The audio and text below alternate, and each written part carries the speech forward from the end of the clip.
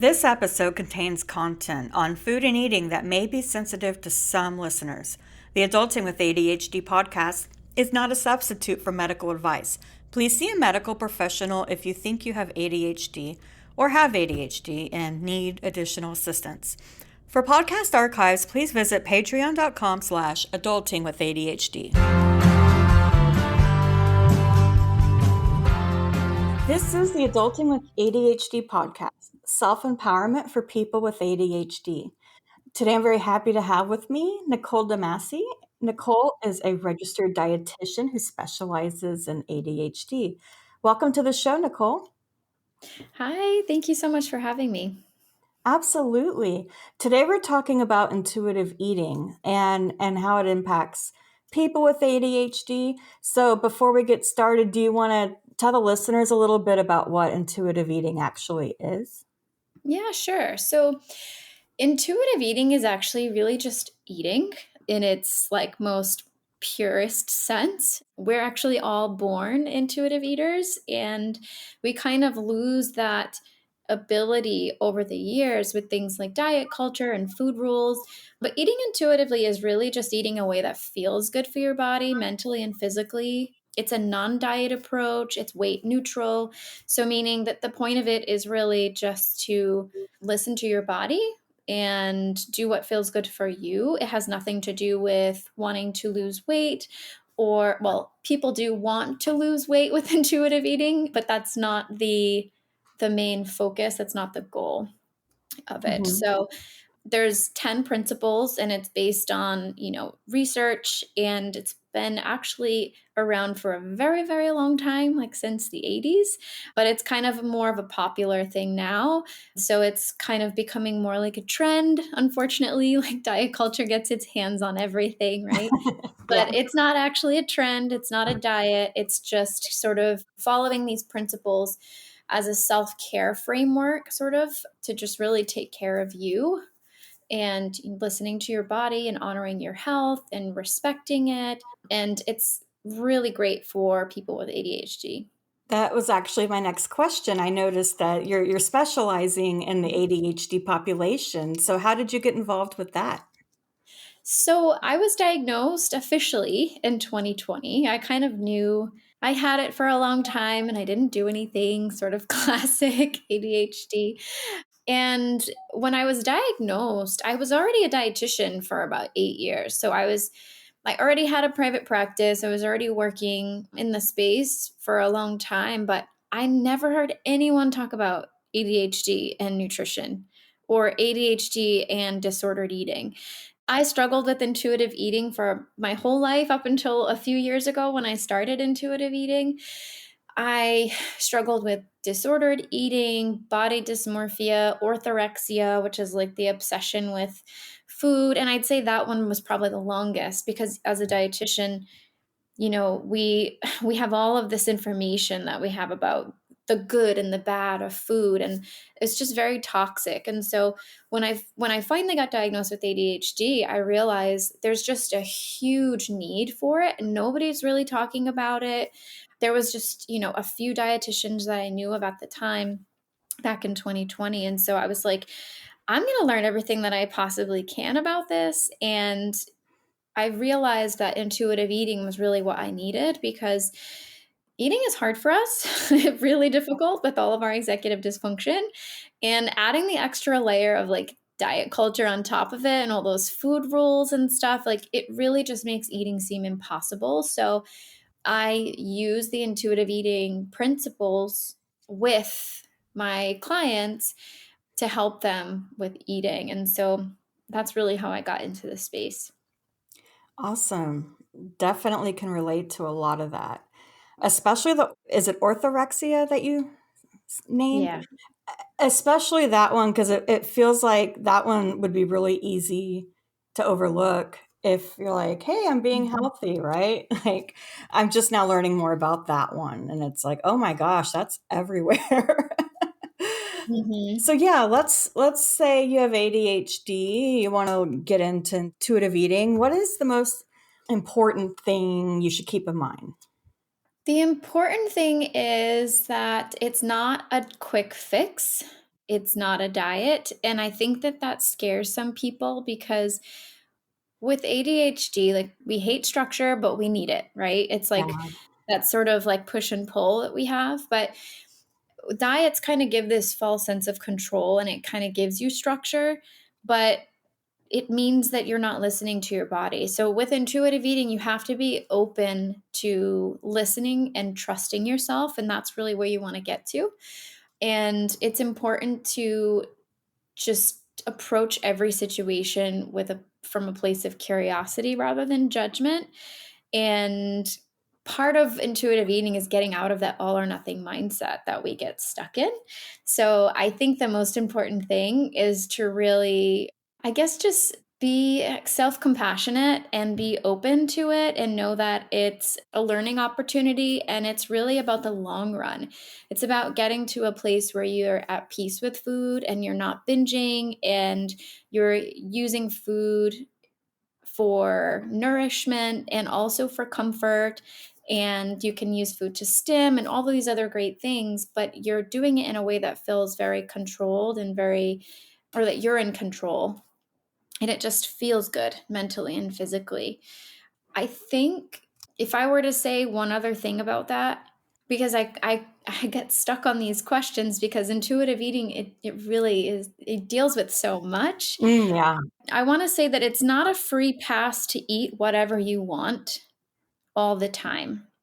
And that's the place where a lot of people get stuck on intuitive eating. They're like, well, I've tried intuitive eating and it didn't work for me. I gained weight, et cetera, et cetera. And first of all, it's weight neutral. So whatever happens to your body when you eat intuitively is no one can tell you what's going to happen, right? It's not about weight. It's about getting to a place where you feel good mentally and physically. But if you just get stuck on the I can eat whatever I want anytime I want without any regard to how it makes me feel, then you're not going to actually feel good. So we need to also get to the point where you're respecting your body and listening to it and responding to those messages that it's giving you. And then you will get to a place where you actually crave nourishing foods and you feel good, and it's not just all about eating a bunch of quote unquote junk food like they Getting talk away about, with something or Yeah. yeah. I don't know if you've ever been put on a waiting list, but therapy is hard to come by these days. If you need therapy and you need someone to talk to, consider BetterHelp. I've been using BetterHelp on and off since the pandemic, and it's honestly been really helpful when I can't reach my normal therapist. To save 10% off your first month, visit betterhelp.com/ADHD adulting. That's BetterHelp, HELP.com/ADHD adulting. No, that's really spot on hearing you talk about that. And I think it's helpful for me as an ADHDer. It's helpful to hear that because I don't want to be given a free pass. Like that's more upsetting than having too many restrictions. Like I want, some sort of help here. So that's really I'm really glad you made that additional clarification. And it actually kind of brings us to our next question is, what is a common misconception about intuitive eating? Yeah, I would say the biggest misconception, and I think I kind of combined those two That's okay. questions Yeah, together. totally fine. Yeah. The misconception is that you can just eat whatever you want without any regard, to how it makes you feel. We know that we struggle with forgetting to eat and with not eating enough. We tend to use food for stimulation, all of these different things. So the most important thing is really just listening to your body and kind of becoming aware of what your triggers are and getting to a point where you're eating consistently. That's much more important than like worrying about what could go wrong with intuitive eating. Like there's so many amazing things that come out of it. Yeah. Then it's important to just kind of, get to that place where you actually understand what's going on with your body and your mind.